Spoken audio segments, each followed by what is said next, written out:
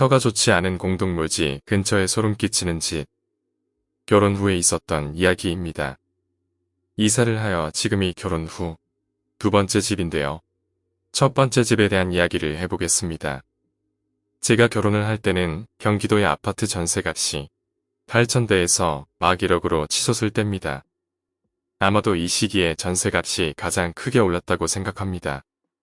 당시에 집을 구하는 일이 정말 어려워서 결혼을 해야 하나 하는 고민까지도 갔었죠. 결국 저는 외딴 곳에 거처를 마련했습니다. 가격도 쌌고 평수도 넓기도 했으며 새로 지은 신축 아파트였습니다. 주인도 살아보지 못한 집이었던 것이죠. 결혼 전부터 짐이 하나둘씩 들어오고 보금자리가 마련되었습니다. 식을 올리고 본격적으로 함께 살면서부터 첫 번째 집에 문제가 일어나기 시작했습니다. 예상 못한 일이었습니다. 저는 덩치도 크고 별로 겁이 없는 편입니다. 제 아내는 쥐나 벌레 따위를 무서워하고 약간 예민한 성격입니다. 하는 일이 둘 다 작가입니다. 저는 영화나 드라마의 시나리오를 쓰는 일을 하고 있고 아내는 순수 문학 소설가 지망생이지요. 저희 둘은 직장 다니시는 분들에 비하면 예민한 편이고 연기자나 순수 예술가에 비하면 수더분한 편입니다. 경제활동은 주로 제가 했는데 대체로 집에서 작업하여 저희는 함께 있는 시간이 많았습니다. 첫 번째 집에 대해 묘사를 하자면 이렇습니다. 볕이 잘 들지 않고 덜 마른 느낌의 습기가 있는 집이었습니다. 습기에 대한 기억은 때론 소름 끼칠 정도로 드라이하기도 하고 때론 몹시 눅눅한 공기가 떠다니기도 했지요. 처음에는 그것에 대해 별로 인지하지 못했습니다. 얼마 지나지 않아 문제가 생기기 시작한 거지요. 어느 날이었습니다. 아내가 외출할 일이 있어 밤에 들어오지 않았습니다. 저는 집에 혼자 있었지요. 밤이 되어 안방 침대에서 잠을 자고 있었습니다. 방 안은 어두웠고 시각은 저녁 9시 정도로 늦은 시각이 아니었습니다. 자고 있는데 누가 제 뺨을 손가락 끝으로 톡톡 두드렸습니다. 자면서도 아내가 벌써 왔나? 몇 시지? 하는 생각이 들었습니다.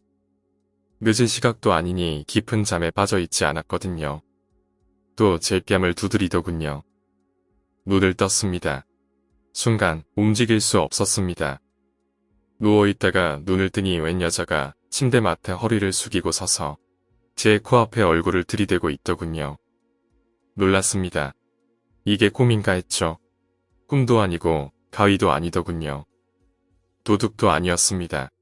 그 여자의 얼굴은 바로 눈앞에 있어서 너무 크고 선명하게 보였습니다. 그냥 눈을 동그랗게 뜨고 깜빡이지도 않으며 저를 보고 있더군요.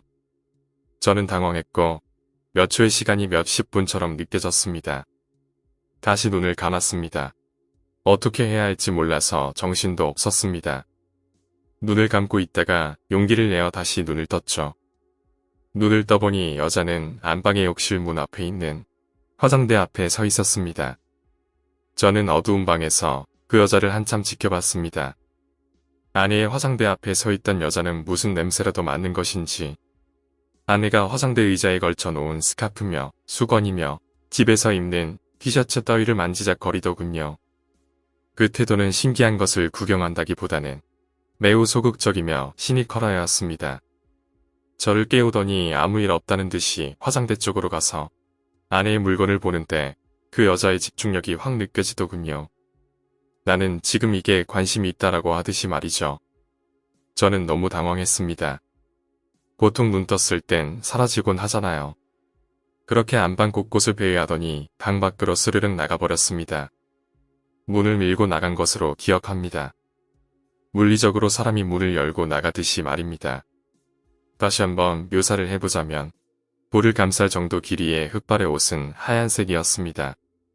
그 옷은 여자들이 예쁘게 보이거나 멋을 부리기 위한 외출복은 아니었다고 판단됩니다. 소복은 아니었던 것 같고 면에 풀을 먹인 질긴 이불 후천 같은 것으로 만든 질감이었습니다. 어쨌거나 발끝까지 내려오는 긴 옷이었습니다. 키는 대략 165 정도였고 얼굴은 미인형으로 나이는 대략 20대 초반, 적게 보면 17세 정도까지도 보였습니다. 눈이 아주 예뻤고 입술이 도톰했으며 이마는 동그랬습니다. 얼굴은 젊은 여자처럼 통통했는데 몸은 하늘하늘한 느낌이 들었네요. 어쨌건 여자는 안방을 나갔고 저는 멍청하게 누워서 한참 생각을 했습니다. 분명히 꿈은 아니었습니다. 그제야 정신이 들었던 저는 리모컨으로 안방불을 켰습니다. 여자가 방을 나간지라 밖으로 못 나가겠더군요. 그렇게 일어나서 침대에 무방비로 앉아 있었는데 아직도 그 여자가 제 뺨을 톡톡 건드린 촉감이 그대로 남아 있었습니다. 너무나 무서웠습니다. 그리고 방을 나와 거실에 나오자마자 잽싸게 온 집안에 불을 켰습니다. 여자는 없었고 누가 집에 들어온 흔적도 없었습니다. 아내에게 얘기할까 했지만 괜히 그런 얘기했다간 가뜩이나 시골 같은 곳에 신혼집을 차려준 것도 미안하고 아내가 밤새 잠을 못 잘 것 같아 그만두었습니다. 물론 그날 저는 대낮이 될 때까지 잠을 못 잤습니다. 아예 안방을 들어가지 않았습니다. 그때부터 시작이었던 것 같습니다. 그 집에 이상한 일들이 말이죠. 결혼을 하신 분은 아시겠지만 신혼 때는 목각으로 된 원앙도 진열해 놓습니다. 그것의 부리를 서로 포개어 우퍼 스피커 위에 올려놨었죠. 부부간의 사이가 화목하라고 하는 거라더군요. 어느 날 아내가 아침에 뜬금없이 말했습니다. 저 원앙 말이야. 부리가 자꾸 벌어지네. 자기 전에 포개놓고 아침에 눈 뜨면 꼭 벌어져 있단 말이야. 그 말을 듣고 보니 목각 원앙의 부리는 관성 때문에 자연히 벌어졌다고 보기엔 너무 벌어져 있었습니다. 부리 사이엔 손가락 3개 정도 들어갈 틈이 있었죠. 마치 사이 좋은 원앙을 본 누군가가 기분 나빠서 찢어놓은 것 같았습니다. 저는 고민이 되기 시작했습니다. 분명히 그 여자 짓이라고 느껴졌기 때문입니다. 물론 저는 말할 수 없었습니다. 그때부터 저는 원앙을 눈여겨보기 시작했습니다. 매일 아침마다 눈을 뜨면 원앙부터 보았죠. 일부러 포개놓은 원앙의 부리는 아침이면 어김없이 벌어져 있었습니다. 그리고 하나둘씩 이상한 일들이 연이어 일어나기 시작했습니다. 첫 번째 제가 살았던 문제에 그 집은 볕이 잘 들지 않기는 하나 깨끗한 집이었습니다. 아무도 살지 않았던 집에 온통 새살림이 깨끗하게 정돈되어 있으니 지저분할 일이 없죠. 그런데 거실 구석에 가만히 서서 집을 바라보면 뭔가 제 눈엔 엄청나게 지저분해 보인다는 겁니다. 뭔가 형언할 수는 없지만 굉장히 어질러져 있는 느낌이었죠. 가까이 가서 뭔가를 치우려고 보면 또 깨끗하고 멀리서 보면 너무 어질러져 있는 것 같아서 머리가 혼란스러웠죠. 게다가 결정적으로 정말 미스테리한 일이 있었는데 어느 순간부터 주방이 너무 어질러지는 겁니다. 두 사람이 음식을 해 먹고 나서 치우고 하면 사실 주방이 지저분할 일이 없죠. 그런데 아무리 치우고 닦고 정리정돈을 해도 왠지 더 어질러지는 느낌인 겁니다. 이 집은 참 이상해. 주방을 계속 치우는데 왜 이렇게 어질러진 느낌이지? 그렇게 이 집의 이상한 기운을 느끼고 있을 때쯤 저는 어떤 일을 계기로 심각함을 느껴버렸습니다. 어느 날 밤이었고 저는 침대에 아내와 나란히 누워 잠을 자고 있었습니다. 아내는 침대 안쪽 벽 가까이에서 자고 저는 수시로 화장실을 갈 수 있게 침대 바깥쪽에 누워 자고 있었죠. 잘 자고 있는데 갑자기 웬 할머니가 제 오른쪽 귀에 대고 엄청난 괴성을 지르는 겁니다. 일어나라고 말했던 것 같습니다. 저는 순간 고막이 나간 듯 귀가 멍멍하여 벌떡 일어났습니다. 제 귀에 소리를 지른 할머니는 온데간데 없고 아내는 너무 잘 자고 있더군요. 정말 미칠 노릇이었습니다. 그 일이 있은 후 저는 정말로 안방을 꺼리게 되었습니다. 최대한 거실과 서재에서 지내다가도 어쩌다가 안방에 들어가 잠이라도 자게 되면 어김없습니다. 잠이 들만 하면 할머니가 제 귀에 대고 소리를 질러대고 욕을 해대는 통에 돌아버리겠더군요. 그래서 결국 아내에게 말을 했습니다. 할머니가 잠을 깨운다는 것만 이야기했습니다. 아내는 담담하게 대답하더군요. 나도 그런 일을 겪은 건 아니지만 왠지 느낌이 그런 것 같더라. 제가 아내에게 털어놓은 이후부터 이상한 일은 아내에게도 일어나기 시작했습니다. 한 번은 제가 엄청나게 아픈 적이 있었습니다. 뭘 잘 못 먹었는지 장이 꼬이고 배가 부풀어서 응급실에 실려가기 직전이었는데 아내가 쓰는 전기 매트 위에서 등을 지지며 계속 버텼죠. 이러다 말겠지 싶었습니다. 밤새 끙끙 앓고 아내가 간호를 해주었습니다. 제가 잠을 자야 하니 불은 껐고 아내는 옆에서 자다가도 일어나서 계속 제 상태를 체크해 주었죠. 저는 밤새 아팠습니다. 다음 날, 저는 그나마 상태가 호전되었습니다. 그런데 아내가 그제야 얘기를 하는 겁니다. 내용인즉 아내가 제 옆에서 간호하다가 쿵쿵거리는 소리가 나서 잠이 깼답니다. 무슨 소린가 하여 저를 보니 제 배 위에서 웬 처녀가 널뛰듯이 두 발로 제 배를 콩콩 밟고 있더라는 겁니다. 제 배를 신나게 밟고 튀어올라서 자기 머리가 천장이 쿵쿵 찍히더라는 겁니다. 아내는 그 자리에서 기절할 뻔했는데 막상 저는 아무것도 모르고 앓고 있고 무슨 소리라도 내면 처녀가 자길 쳐다볼까봐 그냥 있었답니다. 너무 신나게 제 배 위에서 너를 뛰어대는 것이 기가 막힐 정도였다는 겁니다. 저는 그 여자에 대해서도 아내에게 이야기해 주었습니다. 아내는 자기가 본 처녀를 묘사했는데 딱 제가 본 그 여자더군요. 그 얘기까지 들으니 이놈의 집이 정남이가 뚝 떨어졌습니다. 안 되겠다. 이거 빨리 집을 내놓고 이사 가야겠다라고 결심을 했습니다. 저희 부부는 낮과 밤을 의도적으로 바꿔서 생활했습니다. 낮에 자고 밤에 일하든지 놀든지 아니면 되도록이면 밖에 나가서 시간을 보내고 사는 게 아니었죠. 아내는 괜히 이 일을 부모님들께 얘기하지 말자고 했습니다. 그 당시에는 저희가 경제적으로 상당히 공공한 상태였기에 현실적인 고민이 더욱 컸습니다. 이상하게도 일이 유난히 안 되는 시기였습니다. 처갓집이 당진 시골이었고 한 달에 2번 정도는 일요일마다 성당에 가서 처가 부모님들과 미사를 했습니다. 제가 냉담 중이긴 했지만 그래도 천주교 세례도 받아서 거부감은 없었죠. 결혼식도 성당에서 올렸으니까요.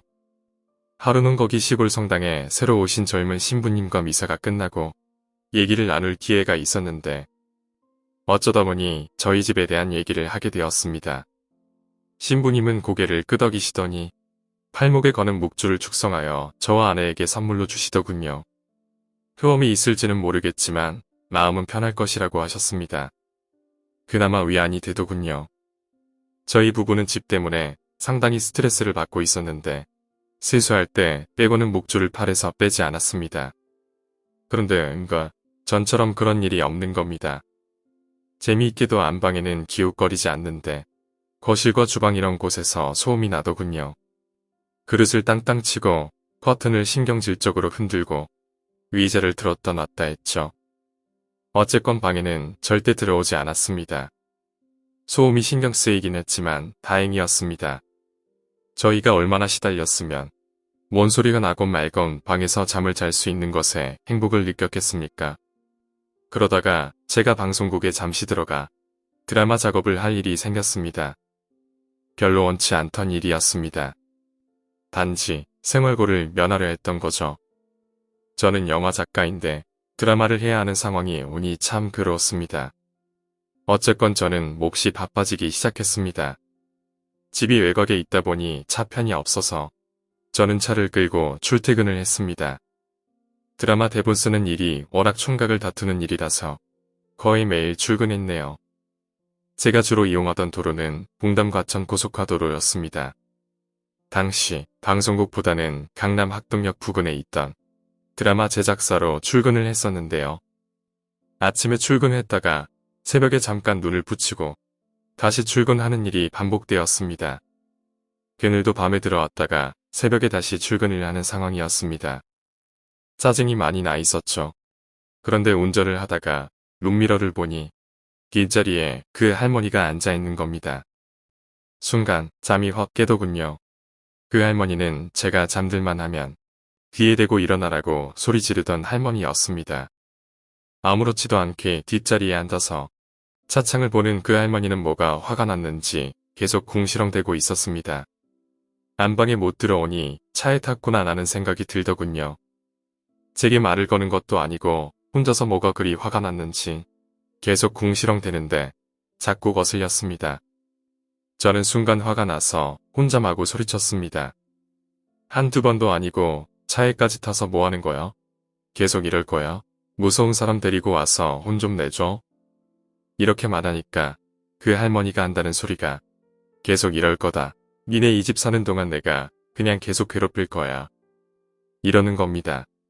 저는 그냥 기가 막혔습니다. 그렇게 두 손 두 발 다 들고 저는 운전을 했고 양재쯤에 가니 없더군요. 매일은 아니지만 이렇게 새벽이나 밤에 차를 몰아 출근하는 날이면 반복적으로 이런 일이 있었습니다. 주로 말하는 내용은 이것들이 나를 이런 대접을 하냐는 둥, 내가 거지인 줄 아냐는 둥, 누군가에게 서운함을 불평하는 식이었죠. 분명한 건 저와는 모르는 사이라는 것이었습니다. 이런 일은 2년의 전세 계약이 끝나가는 동안 계속 있었습니다. 더 짜증스러운 것은 전세 계약이 끝나고도 세입자가 들어오지 않아 거의 7개월을 그 집에서 더 살았다는 거죠. 저희는 정말 미치는 줄 알았습니다. 그들의 괴롭힘은 극에 달하여 제 아내는 난청이 생겨서 병원을 다니게 되었죠. 게다가 저는 경제적으로 곤궁하고 일이 잘 안 풀려서 심한 우울증이 왔습니다. 그러다가 어느 날은 제가 혼자 있다가 나쁜 생각도 하게 되었죠. 다행히 일을 저지르지는 않았지만 상당히 위험한 상황이었습니다. 아내 덕분에 잘 이겨냈지만 말입니다. 그 집의 기운이 워낙에 우울해서 그랬던 것 같습니다. 결국 2년 6개월의 최악의 시간을 잘 이겨내고 저는 용인으로 이사 왔습니다. 이사 온 지도 꽤 되었네요.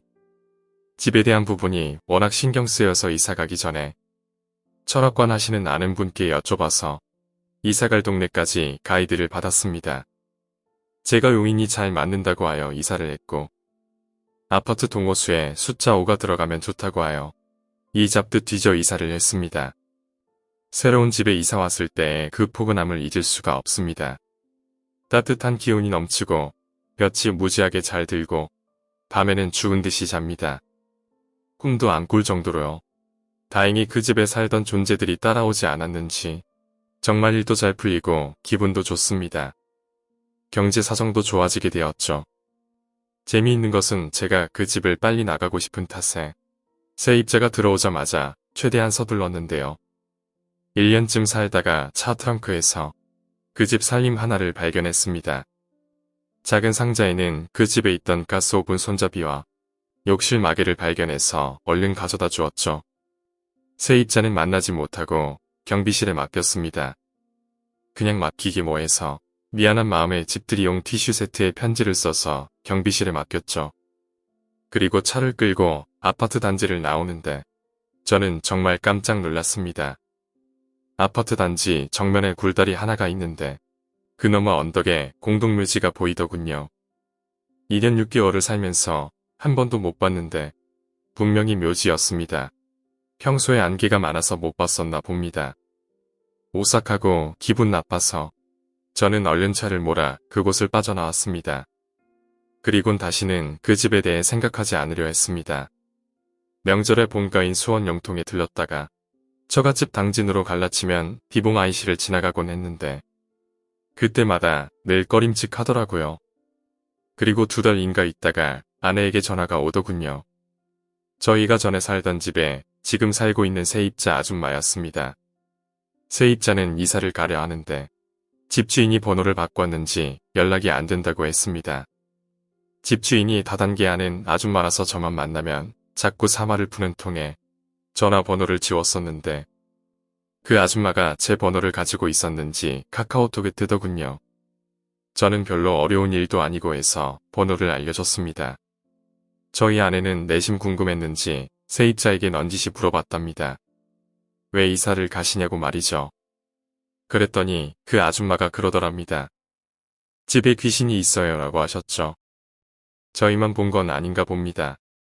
사람이 기가 화면 그런 것들에 시달린다고 하는데 그런 걸 떠나서 나쁜 집은 분명히 존재하는 것 같습니다. 적어도 저희 부부는 정말로 고통을 받았으니까요. 오늘 이야기는 여기까지입니다. 오늘 이야기가 재미있으셨다면 구독과 좋아요, 댓글 부탁드립니다.